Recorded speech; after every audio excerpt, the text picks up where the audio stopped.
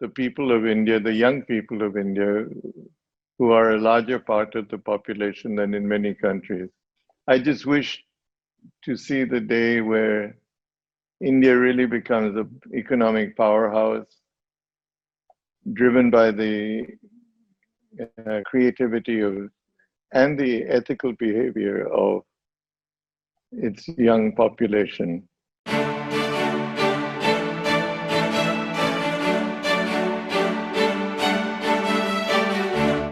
We've been talking about COVID as one of the most unprecedented moments in our lives, but this for India is a very unprecedented moment in our lives where we get to see you live, where we get to see you and talk to you.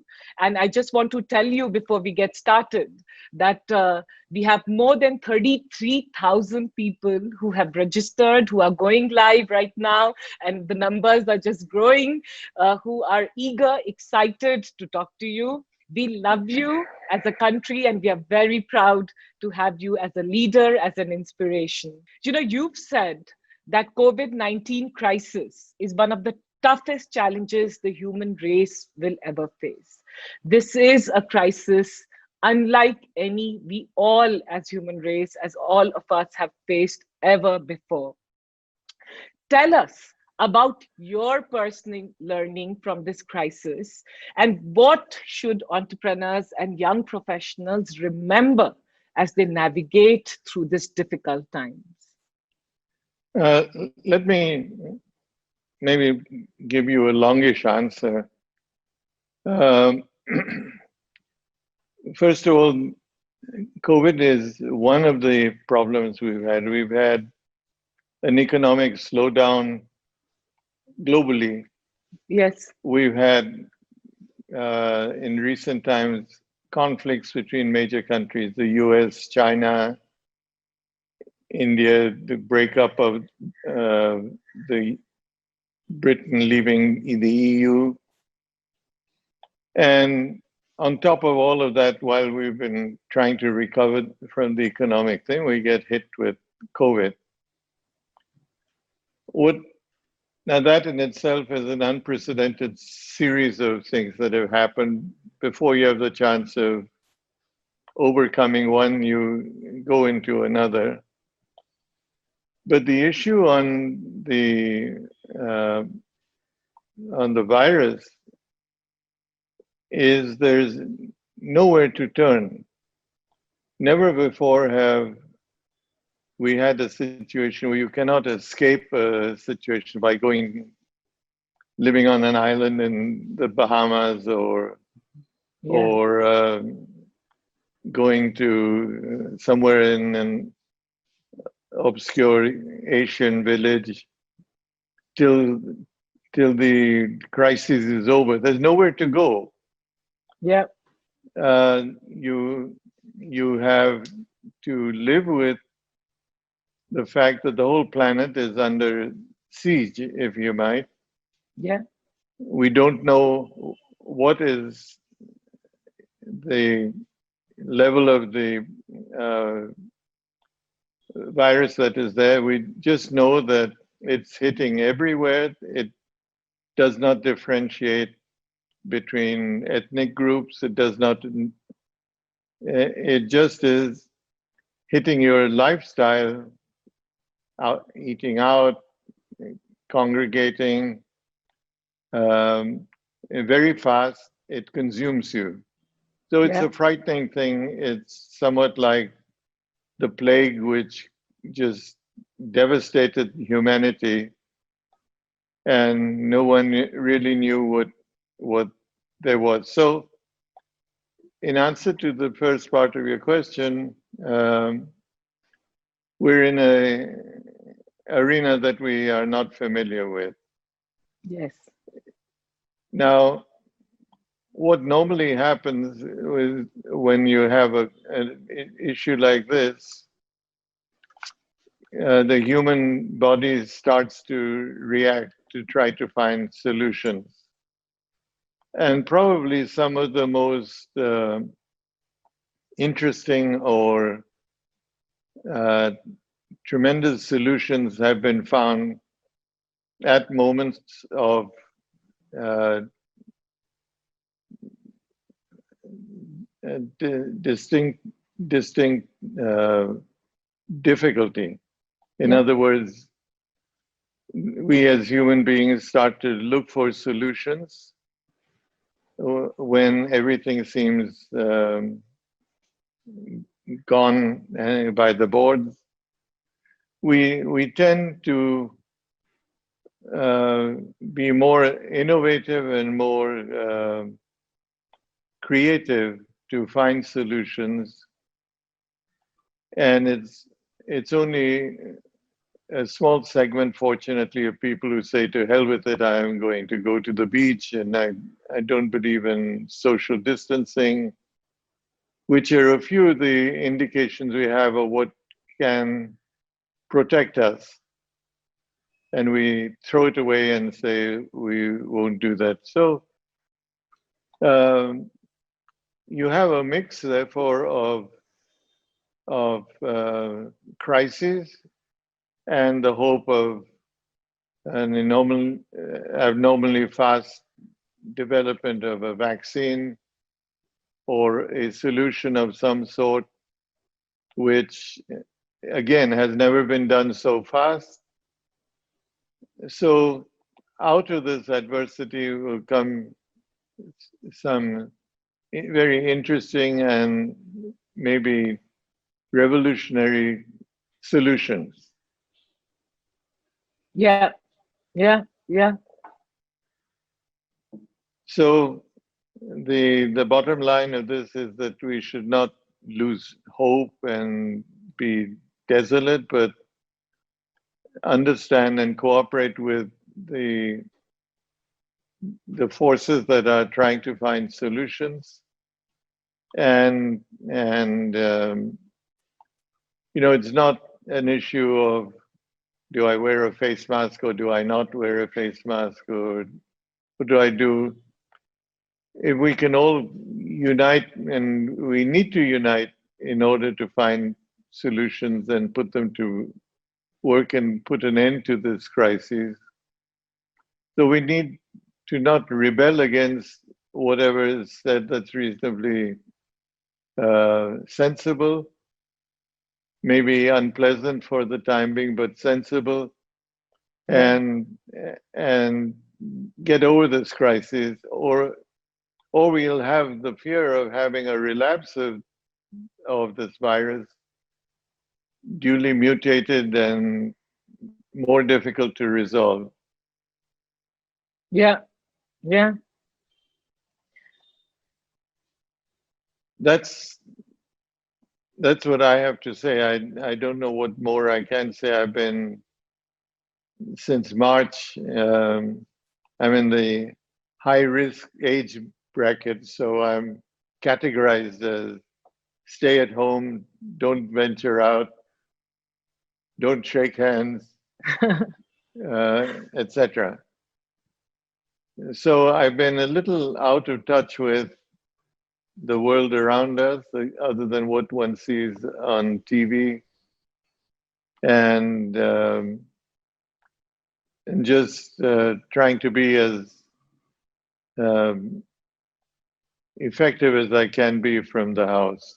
We in India are very lucky to have a leader like you. You have been one of the most successful businessmen in the world. From your experience, can you tell us can you share with us a few examples of, turnarounds that you've made and turnarounds that you've seen? And what should entrepreneurs and young professionals keep in mind as they try to win against all the odds? Okay. I guess in terms of the paucity of time, one should look at the turnarounds, meaning from a seeming failure or problem area, rather than talking of a high where you gloat at seeming success. There have been many instances of seeming problems that may arise from uh, change in business cycle or some uh, environmental change that has taken place or some regulation. So I'll pick one, uh, and that's going to be the purchase of Jaguar Land Rover, uh, where the immediately after we got involved, the economy in Europe crashed, Yeah. and the almost expected hello from people would be, "How could you be so stupid? You bought this huge headache. Ford Motors have tried for 8 years to turn the company around, and it hasn't been successful. What are you, as an Indian automobile company, going to do?" And in Coventry, where the plant is located, there were rumors that we were going to close down the factory, convert them into tandoori chicken restaurants. No, this was actually so. It was not cynical gossip. And quite frankly, speaking for myself, I really didn't know what we had bought and whether we could, with all these comments, whether we could find a way to pull ourselves out. Anyway, a significant meeting was my first day at the Jaguar plant. I invited all the workers to a town hall where we would answer many of the questions they had. And most of the questions were, what are you going to do? Are you going to close down our plants and let go several thousand people? Mm. What are you going to do? And how are you going to do it? The British government at that time was Gordon Brown's government. And while he was, I think, very genuinely keen to support us, other members of his government couldn't care less. And they felt that this was an Indian problem and they go to the Indian banks and look for it, don't come to us. The jobs, of course, were British. And what they were not considering was the fact that they were hurting their own economy. Nevertheless, standing there that day with this relatively not hostile but uh, testy crowd of people, um, I turned to them and said, "Look, I really don't know what we will do, but I assure you we do not wish to close down. We should work shoulder to shoulder and revive these two brands into the glory that they had at one stage." That's all I said. This whole team of people put their shoulders together. They developed new products. They took some downturns as they put the company on its feet. What did I do? I can only say that I registered confidence in the people. Um, I got back 3 times, 4 times the result of what the company repaid its purchase price twice over, and we have a major problem again as we speak due to the exit of the company from the EU, etc. But once again, one is going to turn to the people to say, "We're with you, we'll do what we can, but let's do it together." So that perhaps is, in recent times, the biggest fear, the biggest concern and the greatest satisfaction that one has had. Mr. Tata, what I'm also hearing from you is, empathy, compassion, and equality and care in business leads to amazing outcomes. And you've always stood for that. And then you have operated in that style. Well, all it means is that there are two sides to something. There's the side as a business leader that you have to face to your shareholders, your stakeholders. But there are the people that have to deliver the goods, and you can't stand there with a whip. Yeah. You have to understand their position. If they're angry, there's a reason for that. You need to deal with that. So there's as much responsibility to find solutions and to work towards them.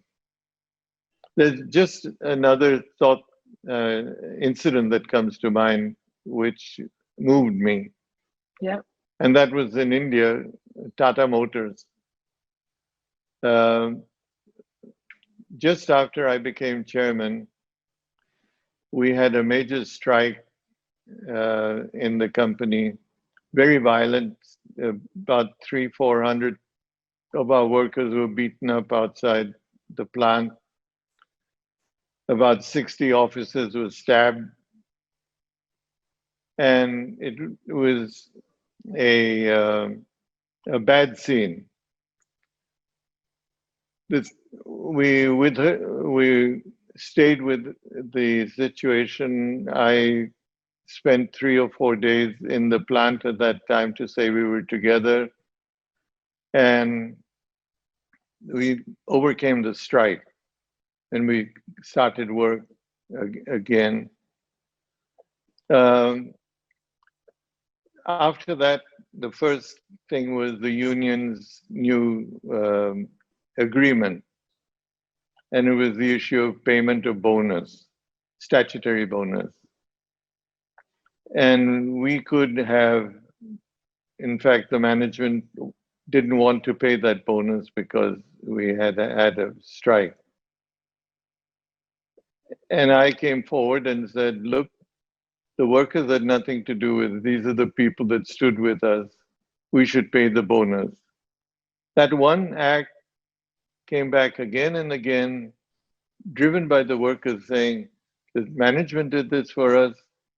We should forego this in our agreement. This should be done. We should work with the management. There was another major sense of psychological turnaround on the back of a rather dangerous situation, and those are two examples that come to mind. As an entrepreneur, as a leader, helming Tata Group for more than 2 decades, you've stood for business ethics.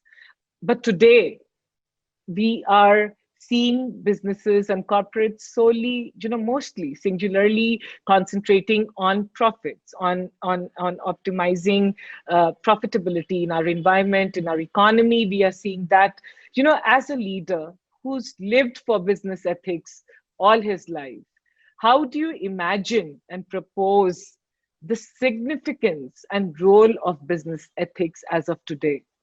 That's a difficult one to respond to. To a great extent, a company is viewed by its performance, by its profits, basically. Yeah. And that covers, shields, protects, and camouflages what's inside the company. The company could be a very happy, worthwhile environment, or it could be a nasty environment where you work morning to evening and go home and have no sense of belonging to your company. Yeah. The financial and the business segment unfortunately, more often than not, look at the profit, the numbers, and view you on that basis rather than the more holistic issue of, are you happy to work for the company you are working for? Uh, is it is the company's management being fair to you as one of the stakeholders?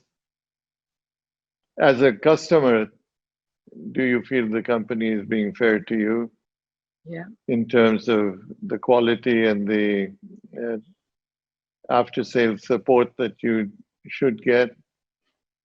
So, what is uh,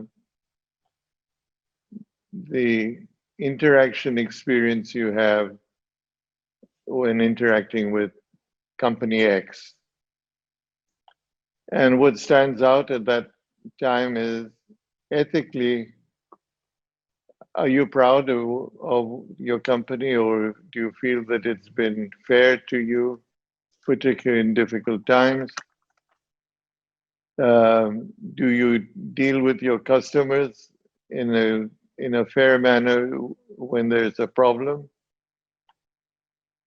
And if the management can be brave enough and honest enough to rise to that occasion and not be concerned about the image alone, and not take a view that I project myself as a leader that has never done anything wrong, Yeah. and everything I've done is right and needs to be protected, and you cannot criticize me, then I think you have forgotten a lot of things that you should be looking at in terms of the ethics of the company you chair. And more often than not, at some point in the future, you pay a price for it. The young people today, and I'm also particularly mentioning the young entrepreneurs and people who are starting their businesses, are torn between, this whole emphasis on profitability, growing, making money, and also finding purpose and then having purpose. What would you tell entrepreneurs, young professionals who are in that crossroad, who are in that dilemma? All of us, uh, maybe in some of us more hidden than others, we're all looking for the spotlight, whether we admit it or not. We want to be successful. Yeah. The means of gauging that success is profits, usually is generally how it's seen. And we want our story to be another success story, Yes. which gives us profits, it puts us in money, and that we consider ourselves successful as a result of that. So profits are not something that one can forget or take a view that, well, we're not concerned about that. It's very much a concern.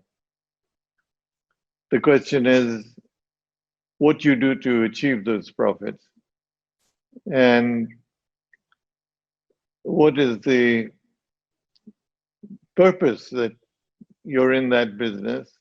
Yeah. And unfortunately, I have a view that we're not in that business just to make a profit. You're in that business to serve the customer, to serve your shareholders, all your stakeholders, to do it ethically, not to jeopardize the safety. You may have bad decisions. You may have business standards that may, a period of time when you have a downturn where everything looks grim. What you do in those difficult times for all your stakeholders, how you reflect the downturn amongst yourself. Do you give yourself rising payrolls and say that, well, we have to uh, increase the livelihood of our managers, but not of our workers, or uh, take something away from the customers? I think it's an aggregation of those kinds of things that finally, somewhat like politics, uh, you do the right thing on every count. You take the good with the bad, but you don't run away from the difficult difficult Yeah. actions that you have to take. I always say maybe the greatest thing you do is as a manager is you go home at night and say, I did the right thing. Maybe it was difficult, but that's what I did. The world is talking about how COVID-19 is pushing corporates and businesses to think more about stakeholder values rather than shareholder values. And you and Tata Group has done this, has valued the stakeholder value, the whole value and emphasis on it for over so many decades and generations. How do you imagine the role that businesses should play post COVID, and how should they, and then the need for transformation in businesses? What should they be doing post COVID? Well, the first thing is, as I said earlier, you have no place to hide or no place to escape to. COVID hits you wherever you Yeah, are. And so what you have to accept is that whatever your reasons may be, you have to change in terms of what you consider fair or good or necessary in order to survive. We will not be able to isolate ourselves and say, oh, we will continue to do this because we're doing this for our shareholders. You're doing it for everyone. And you won't survive in this particular environment unless you're sensitive to all your stakeholders that you have to cater to. Uh, Therefore, for the first time, people have to be concerned about uh, the workplace. Do you work from the house? Uh, the initial tendency when the virus hit was lay off people, thousands of people. Is yeah, that going to solve your problem? I don't think it is. It's the knee-jerk reaction that you had from the traditional workplace, lay off people because the business is gone. But you have a responsibility to those people. We see this in India in the migrant labor. yeah, That labor force, which was huge, one day was just told that there is no work for you. We don't have a way of finding means of sending you home. You're just there. You don't have food to eat. You don't have a place to stay. Uh, Not wishing to blame anybody, but that was the traditional view. That view has changed now to who are you to do that? These are the people that have worked for you. These are the people who served you all their careers. So you send them out to live in the rain. Is that your definition of uh, ethics for your and you, when you treat your labor force that way? So the enlightened uh, manager or owner would start to feed thousands of people in Maidans that are created, starting to look at what can be done. The government has stepped in to set a set of principles that would lead to payment of money and livelihood for these people.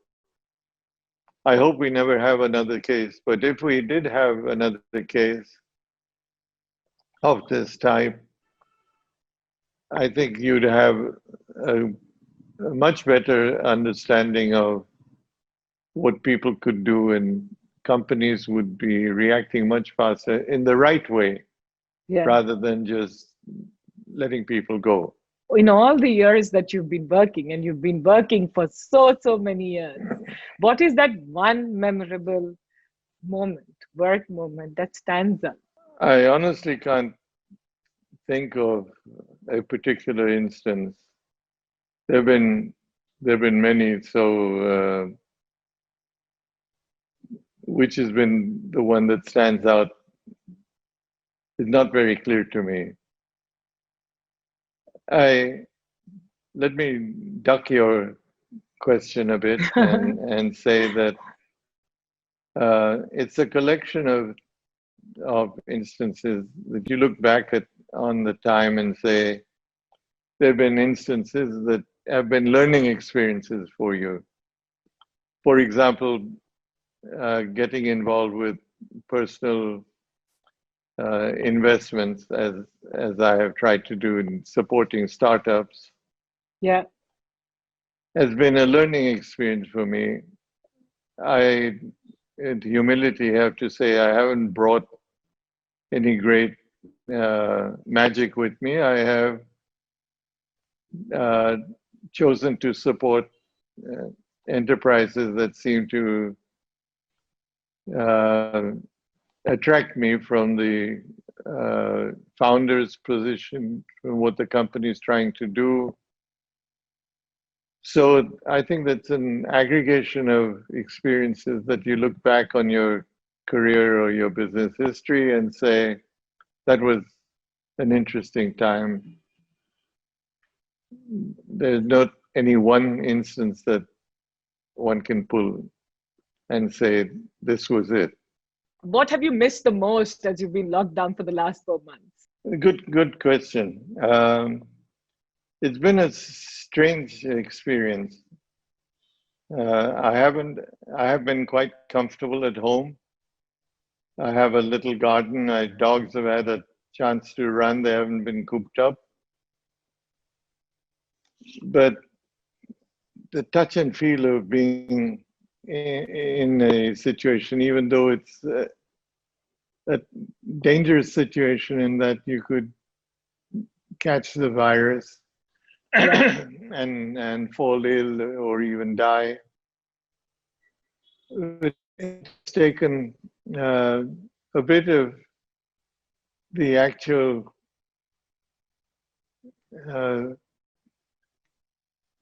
interest in life away. I find it difficult to decide, is it Monday or Wednesday? Do I give someone an appointment for this week or next week? There's a sterility that starts to sneak into the thing, a lethargy that you wish you could overcome, but everybody is dispersed. Everybody's working from the house. Yeah. Papers are in the office. So there's a certain element that I can't describe, which extracts you from the reality. Yeah. The migrant labor I talked about a few days ago, it's what you read about. I can't get in my car and drive there to see it firsthand. Yeah. So you come out of this almost like you were in house arrest. Yeah. once the lockdown is over, what's that one thing that you want to do, one place you want to travel to, something that you really want to do once you're out of this lockdown? In my business life, travel has been, travel and interaction has been one of the things that has made uh, my business life interesting. It's been creating relations with people, uh, participating in new ideas, taking risks uh, that that have led to success. In some cases, not, but by and large, thank God, successful. I would like to start to relive that type of lifestyle that one has had. It's not been yachts and manors and huge estates. It's been a wonderful experience of interacting with people that stand for the same ideals as you do and exchanging views with them. That's something I've come to miss. Uh, Virtual meetings like we're having now do rebuild some of that, but it's still not the same. Yeah. And that's the one thing I would really look forward to doing. But by the same token, I'm also building in firewalls to make sure that we don't have to relive this terrible drama over again, hopefully. Thank you. I know that you came today to talk and just be there for young people, for young entrepreneurs, and you just wanted to be with all of them and then just talk to them. And it means so much. And I hope we get to do this again very soon and have more conversations with you. Thank you. This is very, very inspiring. Thank you very much. I just need to say that today we're talking about the people of India, the young people of India, who are a larger part of the population than in many countries. I'm proud of the fact that we can, in fact, have a group of innovative, creative people who made such success of their young lives. And I just wish to see the day where India really becomes an economic powerhouse driven by the creativity of and the ethical behavior of its young population. And thank you for your time. And I just feel that this is an opportunity that I must say thank you for as something we stand for. I wish everybody luck. I hope we get out of this horrible situation that we are in, that we find solutions, that we deal with them as we should. Each one of us has to make some sacrifice to make this happen. I hope we do that. And of course, it'd be a pleasure to be with you again in a similar situation. Thank you.